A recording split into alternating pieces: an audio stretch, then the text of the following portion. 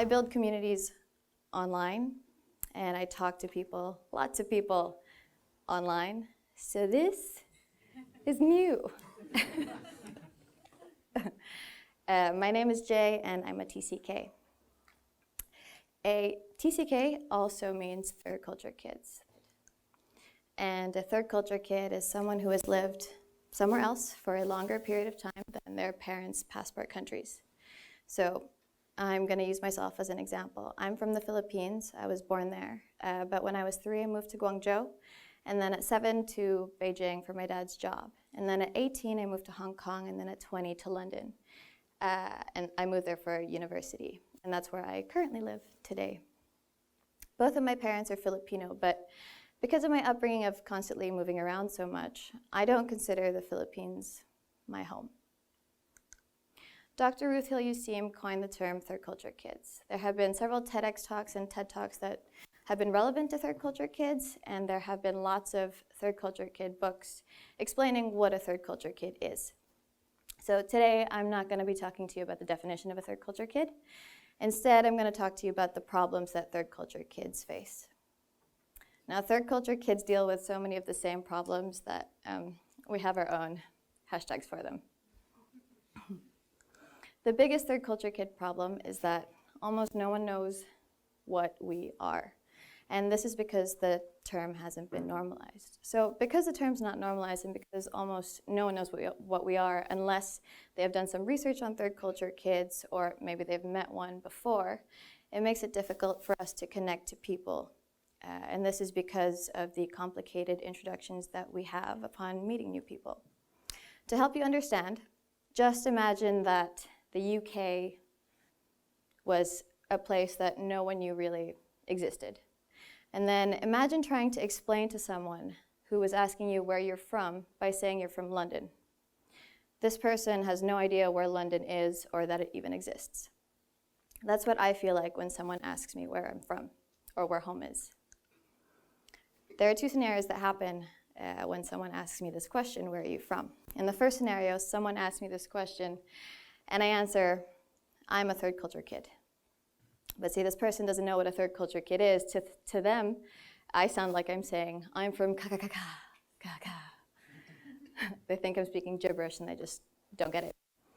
And in scenario 2, someone asks me where I'm from, and instead of telling them anything, I just stand there in silence, debating in my own head, thinking, I could say I'm from the Philippines because I was born there, but I haven't lived there in so long that I don't know what people my age do there anymore, so I'm not going to say I'm from there.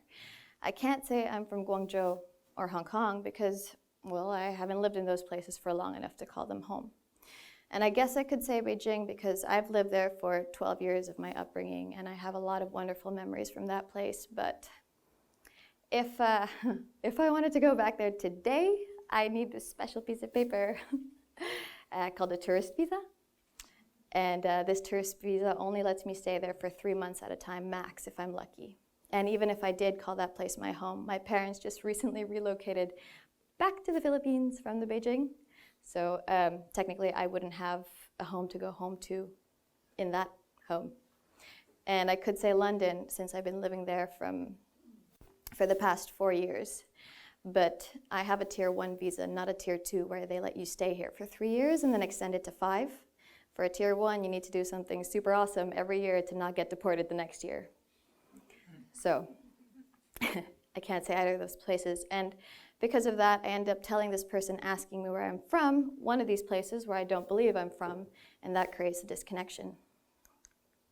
The next third culture kid problem is a lack of sense of belonging. So this occurs because of the first third culture kid problem of the term not being normalized. See, when the term isn't normalized and very few people know what we are, it makes it difficult for third culture kids to find other third culture kids, and for even some third culture kids to know that they are one. And when you can't find people who are like you, or when you don't know what type of person you are, and therefore don't know that there are others out there like you, it makes it difficult to find a sense of belonging. Why is this? Can you imagine feeling like a foreigner in your own home country? I can. When I go back to the Philippines, I'm constantly questioned about where I'm from. So I talk to Filipinos over there, and they're like, so where are you from? And then I'm like, I'm from here. And they're like, no, you're not. You're American. Your accent's American. And I'm like, no, I'm not. Then I try and explain my upbringing in China, and then they automatically say, well, then you're ABC, which is short for American-born Chinese. I'm like, dude, let it go. Not. So over there, I really never feel at home. I'm not the only one that feels this way. Most, if not all, third culture kids do too. It's kind of like feeling like a foreigner everywhere. So when I found out about my community, I felt relief that I belonged and relief that I was normal and that I wasn't the only one. And I felt lots of relief that there was nothing wrong with me, because I used to think that it was just me. It was kind of like feeling, for example, like I was French and I was in Beijing and I didn't know that I was French, and then all of a sudden I found out I was French, and then I met a bunch of other French people. It was really nice to feel a sense of home. The way I found out about my community started when I was in Hong Kong. So this was a couple of years ago. I actually went through depression because I didn't have a sense of belonging for a long period of time. And Hong Kong was the first place I moved to since living in Beijing. And in Beijing, it was filled with international schools, and I was surrounded by third culture kids. So after moving from Beijing and living in Hong Kong, that was really the first time people started asking me where I was from and where home was, and all of these questions that they asked just so that they could try and get to know me. And it was the first time that I realized I didn't have a simple answer to any of these questions, and I didn't really know how to answer some of them. So I started to talk to my best friend about this to see how she felt. My best friend is Swedish, and she relocated back to Sweden after living in Beijing for most of her upbringing. She relocated back to Sweden when she turned 18. Turns out that she felt the same. You see, her Swedish wasn't very good, so she had to learn Swedish being Swedish in Sweden. Not the greatest thing ever. And she had a lot of things that she did in China that she wanted to bring back to Sweden, like celebrate Chinese New Year's, except she did this in Sweden with Swedish people. So she also felt like an outcast in her home country. And I thought after a couple of years, I was like, well, I can't be the only person feeling like this, and neither can my best friend and I, so why not ask all of my TCK, third culture kid friends? And it turns out that they felt the same too. In fact, so many of them felt so alike and were so felt that this was so important to them that they decided to share their stories with me. And at the time, I couldn't find a place online that was actively dedicated to third culture kids. So I decided to create one. I made this so that I could share all of these stories my friends had sent me, so that other third culture kids could hopefully find this place and find a sense of belonging through reading these stories. After a while, I let this place online allow people to submit their stories. And after collecting so many stories and after reading all of them, I finally found a sense of belonging through the people that had written these stories, even if I had never met them. And I wanted to give back this sense of belonging to all the third culture kids, as many as I could. So to do this, I pretty much decided that I needed to make way more friends, and I needed these friends to befriend each other. I did that by creating communities online, on Instagram, on Facebook, on YouTube, on Slack, because that's where all the millennials are at. And on these online communities, I labeled myself as Jay the TCK, in the hopes that other third culture kids could find me online. So this is the equivalent of someone English calling themselves Johnny English to hopefully let people know that he was English so that he could make English friends. It's kind of sad, but it worked. There is a growing number of third culture kids today because of the ease of relocation and travel. It only takes 1 to 2 days max to get from one side of the world to the other.